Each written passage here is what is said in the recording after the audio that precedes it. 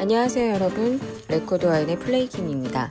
보르도 그랑크리 연합 UGCB가 주최하고 소펙사 코리아가 주관하는 2020 보르도 그랑크리 전문인 시음회가 여의도 콜레드 호텔에서 개최됐습니다. 그랑크리는 프랑스어로 뛰어난 포도밭을 뜻하는데요. 매우 우수한 품질의 와인을 양조하는 샤또나 포도밭에 부여되는 명칭으로서 1855년 프랑스 황제였던 나폴레옹 3세가 파리 만국 박람회를 개최할 때 출품한 와인을 선정하면서 정해지게 됐습니다. UGCB는 현재 131개의 최고의 샤또들로 구성되어 있고요. 코로나로 인해 그랑크리 연합의 방한은 어려웠지만 로낭 라보르드 UGCB 회장은 아시아 투어를 대신해 온라인 회의 플랫폼을 활용하여 인터뷰를 가졌습니다. 그리고 이어진 마스터 클래스에서 와인 수입사 와이너리 대표 이승훈 솜리에의 2017년 빈티지와 다양한 보르도 빈티지에 대한 발표가 있었습니다. 함께 들어보시죠. 전반적인 내용이었기 때문에 생각을 하고요. 2017 빈티지에 대한 부분을 바로 얘기를 할 건데요.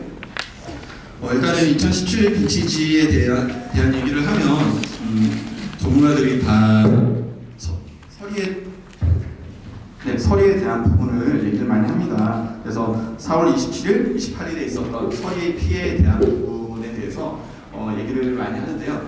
일단은 서리 피해로 인해서 어떤 영향을 미쳤을까라고 했을 때 여러분들이 이 내용을 좀 아셔야 되는 게, 우리는 무조건 서리 피해가 있었다라고 하면 가끔 전문가분들 사이에서도 오해를 많이 하시는 게 퀄리티 자체가 2017년은 좀 안 좋아라고 생각하는 경우들이 있는데 전혀 그런 게 아닙니다. 수확량에 있어서 영향을 받았던 부분이기 때문에, 그러면 우리가 빈티지마다 이렇게 어떤 생각을 해야 되느냐, 일단은 새순이 돋고 꽃이 피고 그리고 생장기를 거치고 수확을 하고, 그러면 가장 중요한 퀄리티에 대한 부분은 수확기 때 거의 결정이 된다고 생각을 하시면 되고요. 당연히 생장기는 중요한 부분이고요. 그러면 수확량에 있어서는 처음에 이제 꽃이 피는 시기에 있어서 얼마나 동시다발적으로 많이 개화가 되느냐, 그 부분이 가장 중요한 빈티지의 특징이라고 볼 수가 있습니다. 그래서 이 내용을 베이스로 해서 2017년 빈티지를 말씀을 드리겠습니다. 다음 페이지 부탁드릴게요. 회장님, 그랑크리 클래스 연합회 회장님 다음 페이지에 사진이 다시 나오는데요. 회장님께서 동영상으로 2017년 빈티지에 대한 내용을 간략하게 말씀을 한 게 있는데 시간이 없더라도 이 내용을 말씀을 꼭 드리고 싶어서 제가 좀 한번 읽어드릴게요. 2017년 빈티지는 독특하다. 늦봄에 내린 서리가 포도나무의 어린 잎에 상처를 주었고 포도 수확의 40%가 사라지는 광범위한 피해가 있게 되었다. 이러한 일은 1991년 이래 처음이었고 25년 이상 일어나지 않은 일이다. 서리가 포도밭을 강타했지만 피해가 모든 곳에서 동일하지는 않았다. 어떤 포도밭은 일부 피해를 입었고 포도나무가 완전히 전멸한 곳도 있는가 하면 재난을 피한 곳들도 있었다. 나머지 기간의 기상 조건을 보면 상당히 긍정적이다. 포도나무의 생장 기간 동안 5월은 따뜻하고 맑은 날이 많아 개화가 아주 이상적인 조건에서 이루어졌으며 이것은 향후의 수확에서 고른 품질을 보장하는 중요한 단계였다. 여름은 건조하고 더웠으나 과도한 더위는 없었다. 이러한 기상 조건으로 화이트 포도들은 8월 말 9월 초에 익었고 환상적인 신선한 향을 지니고 있었다. 9월에 들어서면서 비오는 날과 맑은 날이 번갈아 계속되면서 레드 포도가 있는데 큰 영향을 주었다. 그 결과 까베르네와 메를로는 2015-2016 빈티지에 비해 알코올 도수가 낮은 와인을 생산했다. 결론적으로 소테르 바르삭에 있어서 스위트 와인 생산에 완벽한 조건으로 최상의 자연적인 강도를 얻을 수 있었고 스위트 와인은 풍부하고 힘차며 생기 있는 풍미를 발산한다. 크라브 베상리오냐 드라이 화이트 와인은 놀라울 정도로 훌륭하다. 우아한 향이 뛰어나며 균형이 잘 잡혀있다. 그래도 크라브 우아한에 있어서는 우아한 향인과 부드러운 과일 향을 지닌 레드 와인을 생산했다. 이 와인을 즐기기 위해 너무 오래 기다릴 필요는 없다. 가장 중요한 게 서리라는 부분에 있어서 와인의 퀄리티 캐릭터를 결정하는 게 아니고 수확량에 영향을 미친다라는 부분을 이해를 하시면 좋을 것 같고요. 오늘 제가 말씀드리고 싶은 2017년 빈티지에 대한 전체적인 부분이 이 회장님의 말씀에 있어서 좀 함축되어 있는 것 같아서 한번 읽어드렸습니다. 그래서 한번 시간 되시면 유튜브에서 한번 찾아보시면 또 한 번 더 또 여러분들이 어떤 얘기인지 확인이 가능할 것 같고요.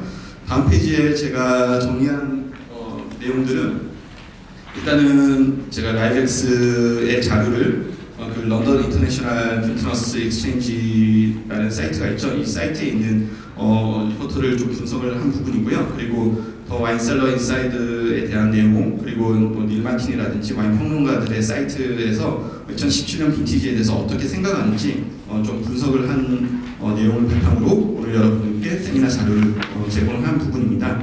일단은 기본적으로 뭐 설에 대한 얘기를 해야 되는데 4월 27일, 28일에 있어서 이틀간의 영하 3도, 영하 4도 새벽에 기온이 내려갔습니다. 그러다 보니까 생산량이 2016년에 비해서 45% 줄어들었습니다. 사실 10%만 해도 뭐 엄청나게 많이 줄는 부분인데 45% 줄었다 이렇게 하면 어마어마한 충격적인 이야기가 될 수가 있죠. 우리가 느낌으로 알기 위해서는 뭐 병 수량으로 생각을 하면 뭐 3억 병 이상 갑자기 증발했다 이렇게 생각을 했을 때 와인이 3억 병 이상이 갑자기 증발했다. 엄청난 사건이 아닌가라는 생각을 해봅니다. 그만큼 자연이 주는 좀 단 이틀 동안 자연이 주는 아주 큰 아픔이 바로 4월 27일, 28일이 아니었나 싶은 부분이고요. 그 이전에 있어서 비교할 게 1991년인데 근데 91년도에는 1헥타르당 18헥토리터 소출량이 일반적으로 뭐 한 50헥토리터 정도 그랑크리 클래스 와인들이 생산이 되는데 18헥토리터였으니까 너무나 적은 부분이었습니다. 하지만 91년 이후에 이제 와인에 대한 생산자들이 더 많은 노력을 해서 이런 피해를 최소화시키자. 그래서 이런 심각한 피해를 입었지만 다행스럽게 그래도 32헥토리터의 수확량을 가져왔던 게 2017년입니다. 그리고 전체적으로 생장기에 있어서는 뭐 아주 긍정적으로 전문가들도 평가를 한 부분이고요. 오늘 시음한 그랑크리 클래스의 연합회 와인들의 뭐 대부분 80% 이상은 큰 피해를 보지 않았기 때문에 실제로 피해를 봤다 하더라도 오늘 테이스팅한 와인들은 큰 피해가 없었던 와인이라고 말씀을 드리고 싶습니다. 우리가 보르도 와인에 있어서 자완, 우완 이렇게 비교를 많이 하는데요. 자완 쪽 와인들은 그레이트 빈티지라고 얘기를 하긴 어렵지만 그레이트 빈티지에 있어서 퀄리티 떨어지지 않는다라는 전문가들이 얘기를 많이 합니다. 그래서 여러분들에 있어서 2017 뭐 자완 와인은 좀 뭐 믿고 여러분들이 판매를 하셔도 좋을 것 같다는 생각이 들고요. 대신 이제 우완 쪽 와인은 선별을 잘 하셔야 됩니다. 그래서 우완 쪽은 피해를 본 곳과 피해를 보지 않은 곳 많이 나뉜다라고 생각하시면 되고 다만 좀 일찍 마시기 편한 와인들이 많기 때문에 여러분들이 여기 계신 소믈리에 분들의 경우에는 참고하셔가지고 뭐 디켄팅을 굳이 안 하고 내가 빨리 판매를 해야 되는 그런 와인들이 보르도 와인 중에서 필요하다 했을 때 우완 쪽의 와인들을 좀 더 많이 고민을 하시면 좋을 것 같다는 생각을 해봅니다. 그러면 가격은 어떨까요? 가격이라는 것은 생산량이 줄면 당연히 올라가겠죠.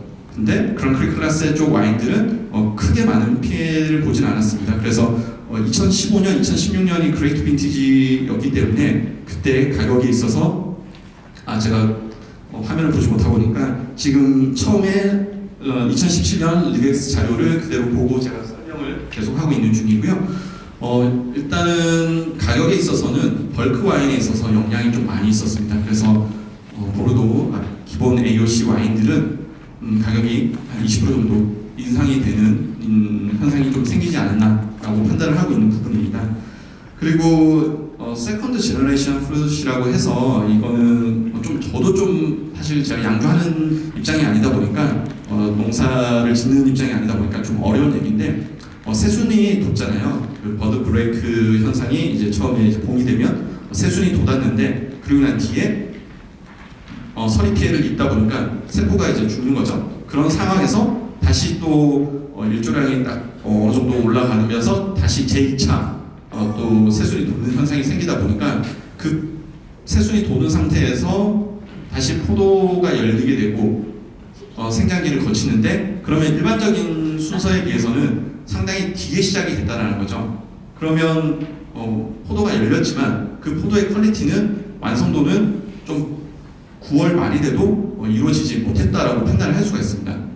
그러면 많은 탑 퀄리티 와인을 생산하는 사람들은 좀 제거를 해버리는 판단을 빨리 하는 거죠. 자, 제거를 해서 퀄리티에 대한 부분을 더 올리겠다. 근데 소출량이 너무 부족하기 때문에 와인의 양을 어느 정도 맞춰야 되겠다라고 하는 생산자의 경우에는 좀 썩는 역할, 아니면 로제 와인을 만든다든지 좀 다른 용도로 했는데 그러면서 특이한 뭐 양조, 뭐 이제는 좀 특이하다고 얘기하기는 어렵지만 양조에 있어서 여러분 들어보셨는지 모르겠는데 thermal vinification이라고 해서 가열 양조법이라고 있습니다. 이거는 우리가 포도 주스를 만들었을 때 그 포도즙을 짰을 때 그냥 가열시키는 거예요. 그 냉침용법에 대해서는 여러분들이 좀 이제는 아실 건데 우리가 끓여가지고 거의 이제 처음에 양조를 시작을 한다라는 거에 대한 부분인데 발효가 시작되기 전에 머스트 상태를 7, 80도 정도 되는 온도까지 올린다라는 거죠. 그렇게 되면 약간 그리니시한 느낌, 좀 힘들었던 빈티지에 두 번째 세순에 의해서 이제 완성이 된 와인들을 아니면 좀 그리니시한 적인 느낌을 많이 나는 포도를 다 섞어서 그렇게 가열을 하게 되면 좀 부드럽고 맛이 편한 와인이 된다는 거죠. 그래서 조금 맛이 편한 와인들이 그냥 기본 와인들에 있어서 좀 많이 발견이 될 수 있는 그런 빈티지가 아닌가라는 그런 생각을 해봅니다. 저는 그랑크리 클라스의 연합회 쪽에 대한 데이터를 가지고 오늘 세미나를 진행한 건 아니고 제가 개인적으로 여러 평론가들에 대한 부분을 많이 시합을 해서 여러분들께 정보를 전달하기 때문에 사실은 이제 그랑크리 클라스에만 놓고 보면 사실 제가 얘기하는 부분하고 좀 관련 없는 부분들이 많이 있을 수는 있어요. 하지만 좀 여러분들께 전체적인 내용을 말씀을 드리는 게 중요할 것 같아서 이런 부분을 말씀드립니다. 다음 페이지를 보시면 이제 얼마나 보르도 지역에 있어서 생산량이 평균적으로 어느 정도 되느냐라고 이렇게 봤을 때 2016년 빈티지가 5억 7,700리터라고 봤을 때 2016년은 어마어마하게 많은 생산량이 됐죠. 2004년 이후로 가장 많은 생산량이 됐다면 2017년은 3억 2천만 리터, 3억 4천 만 병 정도의 양이 줄어든 그만큼의 차이가 많이 난다라고 볼 수가 있습니다. 2013년 빈티지가 양이 많이 줄었었는데 그 이후에 2017년이 생산량이 너무 많이 줄어서 좀 아쉬운 가슴 아팠던 생산자들의 자식들인데 결과가 좀 아쉬웠다라고 볼 수가 있고요. 물론 퀄리티는 좋습니다. 네, 다음 페이지에 보시면 이제는 우리가 1년 동안 어떤 변화가 있었는지 주로 중요한 거는 4월부터 9월 사이가 가장 중요한 부분인데 일단 제가 버드 브레이크라고 하면 새순이 이제 돋는 시기인데 평년보다는 기온이 좀 많이 올라갔어요. 좀 말도 안 되게 좀 빨리 기온이 올라갔었는데 갑자기 4월 27일, 28일 날 냉해 서리 피해를 보게 된 부분이죠. 그 이후에 사실 아주 중요한 타이밍이었는데 개화가 되는 데 있어서는 또 아주 적합한 수분과 또 일조량이 받쳐줘서 결과적으로 수확량은 적지만 좋은 생장기를 시작을 하게 됐고 배례종 기간에 있어서도 좀 빠르게 시작이 됐고 그리고 좀 더우면서 건조한 8월을 보내는 부분에 있어서 아주 좀 좋았다라고 판단을 할 수가 있습니다. 여기 보시면 비가 온 거를 한번 체크를 하면 6월 말에 비가 많이 왔어요. 저도 2017년 6월 달에 보르도를 갔었는데 보르도의 날씨가 이상하다라는 얘기를 참 많이 하시더라고요. 그래서 빈엑스포를 이때 개최를 했었는데 빈엑스포 출장을 다녀오신 분들 같은 경우에 너무 더웠다 이런 말씀을 많이 했었던 시기입니다. 그래서 6월 8일부터 22일 사이에 30도가 넘는 날씨가 상당히 많았는데 특히 13일에서 22일 사이에는 거의 35도 이상 40도까지 육박하는 날씨가 있었죠. 그러다 보니까 수분이 부족하게 되면서 또 수분에 대한 스트레스를 받는 게 포도나무였다는 거죠. 6월 말에 드라마틱하게 많은 폭우가 내렸습니다. 폭우가 내렸을 때 좀 긍정적인 요소가 진행이 됐다라고 이렇게 볼 수 있는 거죠.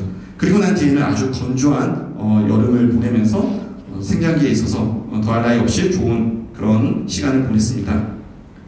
계속 이제 좀 너무 드라이하고 또 더워지다 보니까 좀 문제가 근데 생각보다 그렇게 덥진 않았어요. 좀 서늘한 그런 날씨가 이어졌던 부분이고 서늘한 날씨가 이어지다가 9월 초반에 비가 이제 왔는데 처음에는 적당한 비가 와서 너무 좋았다라고 했는데 계속 기온이 떨어지면서 여기 보시면 표에서 기온이 뚝 떨어지는 게 9월 달부터 보입니다. 그래서 기온이 떨어지면서 비가 계속 내리니까 부패에 대한 리스크가 생기기 시작했다는 거죠. 그래서 퀄리티까지 떨어지면 2017년은 최악인데 라고 했었는데 다행스럽게 그 이후에는 비가 그치게 되었고 좋은 수확 타이밍에 있어서 많은 생산자들이 일찍 수확 그리고 좀 늦게 수확하는 생산자별로 좀 나뉘면서 좀 결과는 좋은 퀄리티의 와인이 만들어졌다. 그래서 6월, 9월은 평균보다는 좀 습했던 부분이고 7, 8월은 좀 건조했다. 이렇게 볼 수가 있습니다. 2016년 빈티지의 경우 다음 페이지에 나와 있는데요. 다음 페이지 슬라이드에 보시면 좀 한 가지만 말씀을 드리면 생장기에 있어서 정말 길게 비가 안 왔던 시기가 있습니다. 12주 동안 6월 중순부터 해서 9월 13일까지 12주 정도 비가 거의 안 왔어요. 비가 거의 안 오다 보니까 포도가 엄청나게 집중도 있는 스타일의 와인, 좀 농축된 스타일의 와인이 만들어졌습니다. 그래서 2015 빈티지에 대해서는 많은 분들이 그레이트 빈티지다라고 얘기를 많이 하시는데 2016에 대해서는 잘 모르시는 분들 많이 계신데 2016 빈티지는 너무 그레이트 빈티지예요. 그래서 무조건 좀 숙성을 시켜야 되는 빈티지입니다. 2015, 2016 그레이트 빈티지가 이어지다 보니까 사실은 판매하기 어려워요. 소믈리에가 옆에서 디켄팅도 해야 되고 좀 여러 가지로 테크닉적인 부분을 많이 발휘해야 되는데 2017 빈티지가 조금 마시기 편한 빈티지로 가다 보니까 좀 다양스럽게 좀 밸런스가 소믈리에 입장에서는 좀 되지 않았을까라는 생각도 해봅니다. 그 다음 페이지 2018년 빈티지는 그냥 간단하게 말씀드리면 2017년 이후 수확량이 확 줄은 상태에서 그 다음 빈티지가 또 잘 진행이 돼야 되는데 좀 순탄하게 잘 흘러갔던 빈티지가 2018년입니다. 그래서 2018년 빈티지는 내년에 여러분들이 시음을 하시겠지만 그레이트 빈티지의 느낌을 농축되고 힘있는 좀 구조감 있는 스타일의 와인이 되지 않을까라는 생각을 해봅니다. 다음 슬라이드에는 30년간 강수량과 비교해서 2009년부터 2017년 강우량을 이렇게 비교를 하면 2017년에 토탈 지금 보면 470이 나오는데 30년 평균하고 똑같아요. 그래서 사실 비는 강우량에 있어서는 평균적인 수치를 가졌다라고 볼 수 있는데 6월달에 어마어마하게 많은 비가 내렸는데 그거는 긍정적인 요소로 이렇게 해석을 하면 될 것 같고 2016년에 보시면 5, 14 적혀있는 수치가 7, 8월에 대한 수치입니다. 비가 거의 안 왔죠. 2달 동안 비가 거의 안 왔기 때문에 생장에 있어서 약간의 물에 대한 스트레스를 받을 수 있었는데 그런 부분도 9월달에 또 다 잘 극복한 부분이고 그 이전의 빈티지에 있어서 2012년은 4월달에 179 어마어마하게 많이 비가 오다 보니까 2012년 빈티지에 대해서 좀 약간 저평가된 부분이 있는데 사실 2012년 빈티지는 지금 테이스팅하기에 너무 좋은, 판매하기 좋은 와인이 되지 않았나 라는 생각을 해봅니다. 네, 그리고 다음 슬라이드 넘어가서 보시면요, 다음 슬라이드에서는 2009년에서 2012년 비가 특별히 좀 많이 왔던 부분에 대한 부분을 표시가 되어 있는데요. 4월달에 보시면 쭉 제일 위로 올라간 게 2012년 4월달에 엄청난 강우량에 대한 표시라고 볼 수가 있고요. 그 다음에 2013년이 5월달에 상당히 비가 많이 내렸는데 6월달에도 비가 많이 내렸습니다. 그래서 2013년은 좀 비가 좀 내려야 되는 타이밍이 아니라 비가 좀 건조해야 되는 타이밍에 수분 공급이 너무 많았기 때문에 좀 곰팡이 위험도 좀 많았던 빈티지가 아닌가라는 생각이 듭니다. 6월달에 2017년에 있어서 비가 많이 내린 거는 말씀드렸던 많은 더웠던 부분에 있어서 비가 내린 거고, 그리고 9월달에 2017년 빈티지가 비가 좀 많이 내렸어요. 그래서 수확기에 있어서 좀 노심초사했던 그런 부분이 이 데이터에서 나오는 부분입니다. 다음 슬라이더가 2017년의 그 서리 피해에 대한 하나의 정리가 된 내용인데요. 일단 가장 크게 생각했을 때 서리 피해가 있었을 때 제가 이런 비유가 맞을지 모르겠지만 부동산 얘기를 하면 입지가 좋은 곳은 뭐 가격이 떨어지지 않는다 뭐 이렇게 얘기를 많이 하더라고요. 그랬을 때 지롱드 강을 끼고 있는 곳은 정말 퀄리티가 떨어지지 않았어요. 오이아, 생테스테프, 생줄리앙 쪽의 와인들은 퀄리티가 상당히 좋았습니다. 그게 지롱드 강에서 기온에 있어서 온도 조절을 해줄 수 있는 부분이고, 또 좌안의 토양의 특징이 뭡니까? 자갈 토양이죠. 자갈에서 일조량에 있어서 좀 온도를 좀 조절할 수 있는 부분의 특징을 가지고 있는 토양입니다. 그러다 보니까 좌안 쪽의 그랑크리 클래스의 와인들은 피해가 좀 적었는데 상대적으로 조금 내륙으로 위치한 와이너리는 피해를 받습니다. 그래서 아래쪽으로 내려와서 마르보라든지 뱃상 내용량. 그래서 오늘 시음에 참석하신 분은 마르고 아벨라숑 와인을 시음을 하고 생각보다 좀 너무 마시기 편한데 좀 라이트한 느낌이 나는데 알코올 느낌이 그렇게 많이 안 나는데 라고 하다가 갑자기 생줄리안 뽀이약 쪽 가서 되게 힘있고 진한데? 라고 반전의 느낌을 경험을 하셨을 거라 생각이 듭니다. 그래서 이런 치적인 부분에 대한 부분을 이해를 하시면 좋을 것 같고요. 뱃상 내용량도 마찬가지로 상당히 좀 피해를 많이 본 곳은 많이 봤고 또 괜찮았던 곳은 괜찮습니다.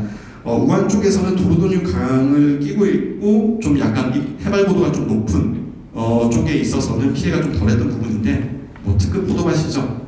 그 포도밭을 제외한 나머지 쪽은 피해가 좀 많이 있었다라고 볼 수가 있고 코트 보르도 쪽은 피해가 워낙 컸습니다. 그래서 일부 와이너리는 100%다 손실을 본 경우도 있습니다. 100% 손실이 됐다라고 했을 때 그럼 올해는 그냥 한 해 쉬자 하면 차라리 나을 것 같아요. 근데 일은 똑같이 해야 됩니다. 그냥 다음 빈티지를 준비해야 되기 때문에 포도밭에서 일을 하지 않는다? 그러면 그 다음 빈티지까지 영향을 미치기 때문에 어쩔 수 없이 일을 해야죠. 그러니까 쉬지도 못하고 결과물은 없고 참 안타까운 와이너리들이 좀 많았던 게 2017년이 아닌가 싶습니다. 다음 페이지를 보시면 비닝비닝 99 이런 표현이 좋진 않지만 재정적으로 여유가 있는 와이너리는 일기예보를 딱 보고 야 날씨 장난이야 영하로 내려간대 이렇게 했을 때 제일 먼저 엄청나게 많은 양초를 삽니다. 그러니까 우리 생각하는 작은 양초가 아니라 그 농사 짓는데 필요한 양초인데 가격이 엄청 비싸요. 저도 새벽에 이거 사진 찍으러 사실 이게 특별한 포도밭에서는 아주 특별한 부분이라서 사진 찍으러 나와 이렇게 누가 하더라고요. 그래서 전 나가진 않았는데 사진 찍는 분들이 아주 특별한 사진이 나올 수 있는 시기다 그렇게 해서 다른 지역에서도 사진을 많이 찍던데 이때는 보면 포도밭 옆쪽에 이제 듬성듬성하게 통을 다 갖다놔요. 거기에 이제 양초가 준비되어 있고 기온이 내려갔을 때 양초에 불을 쫙 다 피웁니다. 그러면 새벽에 기온이 너무 많이 내려가지 않는 상태로 유지를 해주기 때문에 좀 피해를 덜 볼 수 있는 그런 부분이고 좀 재정적으로 여유가 있는 데는 풍력을 또 이용합니다. 원래 바람이 불 때 서리가 생기지 않아요. 그러니까 바람이 없는 날 그런 날에 서리가 좀 많이 생기기 때문에 인위적인 바람을 한다든지 아니면 스프링클러를 사용한다든지 새벽이라서 위험하지만 헬리콥터도 이용을 해서 좀 이런 피해를 좀 막을 수 있는 방법을 최대한 도움을 하는 거죠.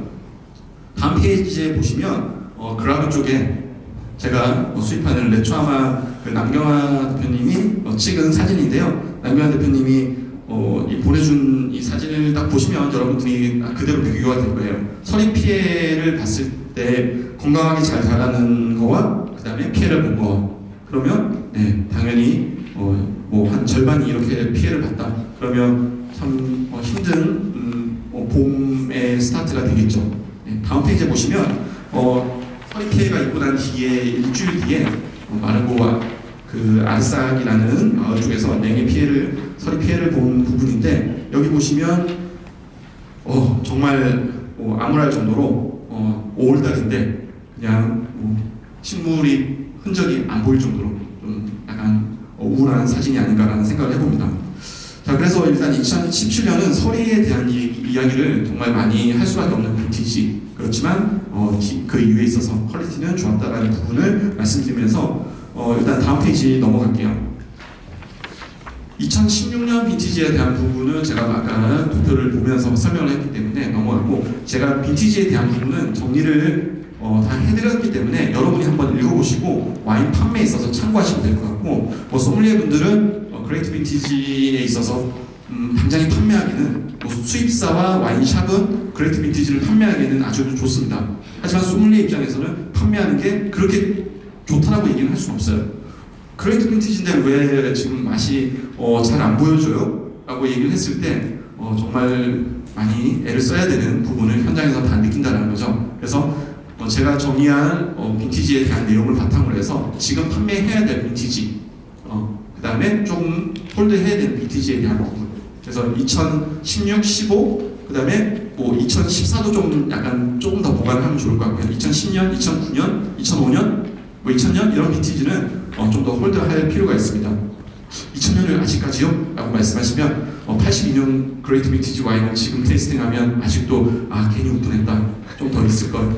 네, 그래서 그러면 뭘 마셔야 돼요? 라고 했을 때 그레이트 빈티지를 마실 거면 82년이 아니라 61년을 드세요, 59년을 드세요. 소믈리에가 그렇게 얘기를 했을 때 그래도 지금 그거는 불가능하니까 2010년 제가 마실게요 라고 하면 이미 소통이 된 상황이니까 거기에 대해서 소비자분들도 좀 힘차다는 걸 알고 드시지 않을까. 그래서 반대로 좀 더 지금 마시기 좋은 2017 아니면 2014도 와인마다 좀 차이가 있습니다. 그 다음에 2012년 빈티지, 2011년 빈티지, 2008년 빈티지, 2007년 빈티지, 2006년 빈티지, 2004년 빈티지, 그 다음에 좀 더웠던 2003년이나 2002년 빈티지, 2001년 빈티지, 이 와인들을 추천해드리면 일반적으로 나는 이 빈티지가 한 번도 마셔본 적도 없고 좋다는 생각도 못했는데 오늘 이 와인이 너무 매력적이다라는 피드백을 주는 고객분들이 생기지 않을까. 그거는 소믈리에분들의 전문가들의 그런 경험에 의해서 추천을 할 수 있는 부분이 아닌가라는 생각을 해봅니다. 다음 페이지에 보시면 이제 빈티지에 대한 부분인데 쭉 넘길게요. 쭉 넘겨서 여러분 잠시만요. 2014, 2013 있는데 이거는 프린트된 게 좀 반대로 됐어요. 그래서 위에 내용이 2013입니다. 그리고 그 밑에 내용이 2014입니다. 그래서 그것만 2013, 2014 내용이 반대로 됐기 때문에 여러분들이 메모만 해주시면 되고 나머지는 그냥 쭉 넘어가서 제가 쭉 넘어갈게요. 그래서 챕터 2 쪽으로 가보도록 하겠습니다. 12개의 아펠라시온, 실제로 제가 소테르 쪽, 바르삭 쪽 내용을 제외하고 화이트 랩에 대한 부분으로 했을 때 12개의 아펠라시온에 대한 부분이고요. 12개 아펠라시온에 대한 다음 페이지에 보시면 총 65개의 아펠라시온 중에 13개 중에 12개에 대한 부분을 오늘 좀 설명을 드리려고 했는데 조금 빠르게 정리만 한번 해드릴게요. 다음 페이지에 보시면 좌안쪽에 대한 부분인데 좌안쪽 아펠라시옹 쪽에다 얘기를 하면 서리 피해 얼마나 많이 받았어요? 라고 하면 서리? 우리 괜찮아? 서리? 잘 모르겠는데? 라고 얘기를 하는 곳들이 꽤 있습니다. 제가 2017년에 보르도에 갔을 때 좌안쪽에 갔을 때랑 우안쪽 갔을 때랑 분위기가 너무 달랐어요. 우안쪽 가면 정말 올해 4월달에 서리부터 얘기 막 하는데 좌안쪽에서는 서리에 대한 얘기를 안 하더라고요. 확실히 분위기가 달랐습니다. 그래서 좌안쪽에 대한 부분은 서리에 대한 피해는 좀 최소화시켰다라는 부분. 다음 페이지에 보시면 보르도 와인의 좌안에 대한 내용 간단하게 한번 읽어보시고 다음 페이지로 넘어가면요. 좌안쪽에 10개 아펠라시옹 중에 한번 묶어보세요. 뽀이악, 생줄리앙, 뽀이악, 생테스테프, 생줄리앙 3개를 묶으시면 이 3개는 서리 피해에 대한 수확량, 퀄리티가 그렇게 많지 않았다. 그리고 까베네 쇼비뇽 특징을 워낙 잘 보여줬다. 이 중에 전문가들이 제일 많이 선택하는 게 뽀이악 와인이 가장 최고였다 라고 얘기 많이 합니다. 근데 저는 오늘 시음을 하니까 생줄리앙 쪽 와인이 제일 좋다라는 생각을 좀 많이 했어요. 그래서 생줄리앙 와인 쪽 와인을 마시고 난 뒤에 뽀이악 쪽을 했었는데 뽀이악도 훌륭하지만 생줄리앙 너무 기대가 된다. 좀 많이 구매를 하고 싶다. 이런 생각을 많이 하게 됐습니다. 상대적으로 아까 말씀드린 마고 쪽은 좀 더 빨리 마시기에는 편할 수 있겠구나 그런 생각을 했던 부분이고요. 오메도, 레스토랑 메도, 브리성 메도 3개의 아펠라시옹이 있어서 사스플린 와인 같은 경우에는 테이스팅할 때 소믈리에 분이 디켄팅한 와인, 그냥 오픈한 와인 2가지 버전으로도 주시더라고요. 그래서 2가지 비교했을 때 정말 디켄팅해도 아직까지 힘이 엄청나다. 그래서 여러분들이 메도 쪽의 와인에 있어서도 와이너리별로 좀 선별을 잘 해야 되지 않을까. 좀 이쪽 가운데 쪽에 있는 아펠라시옹은 선별이 필요한 쪽이라고 말씀을 드리고 싶고요. 그라고 빼상리온양도 사실은 우박 피해도 좀 있다 보니까 여기서도 마을에 따라서 좀 차이가 많이 나는데 오늘 빼상리온양 블랑을 테이스팅했을 때는 너무 매력적이다, 환상적이다 이런 생각을 좀 해봤습니다. 다음 페이지로 넘어가서 아펠라시옹 좌안 쪽에 대한 부분을 좀 정리를 해드리면 뽀이악은 빨리 마시는 와인이 아니라 장기 숙성형 와인이 2017년 빈티지에도 만들어졌고 오늘 제가 와인이 없었던 것 같은데 저도 별도로 개인적으로 테이스팅한 와인인데 이거는 피숑 몽고벨 꼼테스트 라랑드. 이 와인은 제가 여러분들께 그냥 추천을 드리고 싶은 와인이에요. 그래서 꼭 구매를 하셔가지고 좀 빨리 마셔보기도 하고 아니면 좀 숙성을 시켜서 한참 뒤에 드시면 한참 몇 년 지난 뒤에 저한테 감사하다는 얘기를 할 수 있지 않을까. 혼자 작곡으로 한번 제가 원픽한 와인이 피숑 라랑드라는 말씀을 드리고 싶고, 좀 약간 그 포시 와인 이렇게 표현을 많이 하는데 아주 고급진 그런 와인이 꼬이아 쪽에서 많이 느껴졌던 부분입니다. 오늘 테스팅하는 와인은 랭시바지라든지 바타이에 둘 다 소출량도 줄지도 않았고 그런 오크에서 풍미도 처음에 많이 나고 복합적이고 그런 클래식한 그 뽀이악의 아로마들도 베이스로 가지고 있으면서 조금 나름대로의 개성도 좀 같이 가지고 있어서 재밌게 테이스팅을 했고요. 생주리앙 테이스팅하면서 제가 레벨 뿌아펠에 대한 좀 기대를 딱 가지고 있었는데 너무 좋았어요. 근데 그 다음에 충격적으로 레벨 바르똥을 테이스팅하고 와, 오마이갓, 너무 좋다.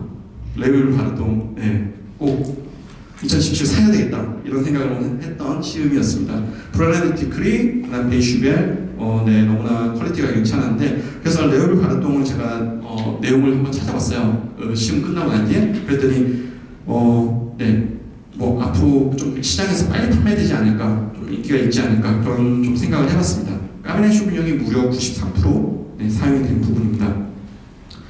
마르고 아펠라숑에 있어서는 브란느 깡뜨냐기 원래 뽀이악 스타일이 만들어지는데 좀 더 다른 마르고 아펠라숑에 비해서 좀 더 농축미가 있어가지고 오늘 마신 마르고 아펠라숑 중에서 가장 매력적인 와인이라고 말씀을 드리고 싶었습니다. 알코올 도수도 전반적으로 13% 정도? 그 정도 선이라서 좀 마시기에 대체적으로 좀 좋았던 와인들이 아니었나 싶습니다. 빼상 다음 페이지 부탁드릴게요. 빼상 리오냥의 경우에는 뭐 사실 몇 병이 서리로 피해를 본 거에 비해서 몇 천 병 정도 몇만 병 이렇게 되겠지만 8월 27일 날 우박이 내렸어요. 그래서 포동삭이라는 마을에 우박으로 있어서 또 피해를 봤던 부분입니다. 그래서 좀 여러분들이 전문가들이 좀 선별을 잘 해야 되는 아펠라숑입니다. 그래서 여러분들이 빼상 리오냥 와인을 그라브 와인을 선택을 하실 때는 조금 더 신중하게 잘 선택을 해서 리스팅을 하시면 좋을 것 같고요. 제가 시간 좀 더 써도 되는가요? 네, 5분의 시간을 동안 우한 와인에 대해서 좀 말씀을 드릴게요. 다음 페이지 넘겨주시면 우한 쪽에 대한 부분을 또 다음 페이지로 넘겨주시고 그 다음 페이지 넘어가겠습니다. 네, 우한 쪽에는 여러분이 아는 아펠라숑 중에 가장 대표적인 게 생테밀뇽 뽀무롤이죠. 네, 서리 피해에 있어서는 양극화예요. 정말 피해를 많이 본 곳과 좀 피해가 최소화되는 곳 나뉘어지는데 그래도 우한 쪽은 전반적으로 좀 피해가 컸다라고 볼 수가 있는데요. 가장 심한 곳을 얘기를 한다면 몽타뉴 생테밀뇽, 좀 위성 생테밀뇽이 좀 피해가 많이 컸는데 몽타뉴 생테밀뇽은 일부 와이너리는 우리 100% 손실됐다 이런 말씀을 하시더라고요. 그래서 저도 방문했다가 그런 동네 소식을 듣고 깜짝 놀랐던 부분입니다. 그래서 다음 빈티지 위해서 일한다는 게 참 쉽지 않겠구나 이런 생각도 한번 해봤습니다. 그 다음 페이지를 넘어갈게요. 그리고 그 다음 페이지 넘어가면 우한의 아펠라숑에 있어서 여러분이 잘 아시는 오존, 안젤루스, 슈발블랑 그리고 바비 이 와인들이 A 클래스로 되어 있는데 이 중에 슈발블랑이 있는 쪽 있잖아요. 삐작이 위치한 곳 거기는 그런 해발 고도가 높은 곳이 아니라 뽀무롤 쪽에 인접한 곳인데 그 뽀무롤 인접한 곳에 피해가 좀 컸어요. 그래서 사실 좀 그쪽 동네 마을에서는 많이 좀 우울해했고 그리고 우리 까농 오늘 테스팅했는데 까농에서부터 트러플용 농도 그쪽 주변에 밀집되어 있는 석회 고온 쪽 거기는 좋은 퀄리티의 와인이 만들어진 부분입니다.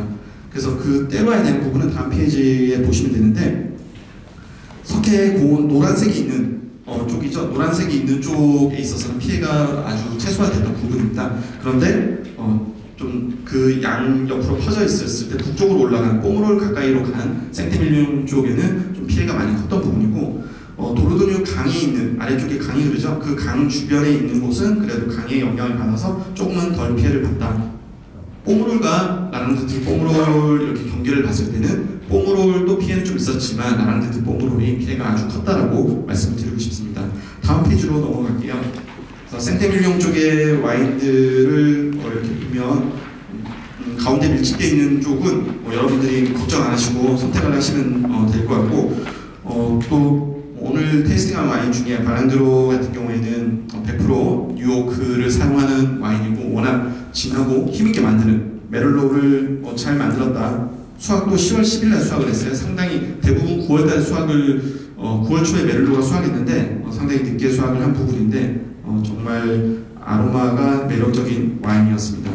다음 마지막으로 우한 뽕롤 쪽 와인 말씀드리면 평야의 피해가 컸던 부분이고 오늘 테이스팅한 와인 중에 비교하기 좋게 끌리네 와인이랑 르봉 파스텔 와인이랑 이렇게 봤을 때 끌리네는 엘레강스한 스타일, 밸런스가 좋은 스타일, 그 다음에 레드베리적인 느낌이 많이 있었던 와인이고 르봉 파스텔 같은 경우에는 미셸 롤랑의 스타일이 많이 반영된 좀 검은 과일 그리고 힘있는 타닌의 느낌이 좀 많이 반영이 된 와인이었습니다.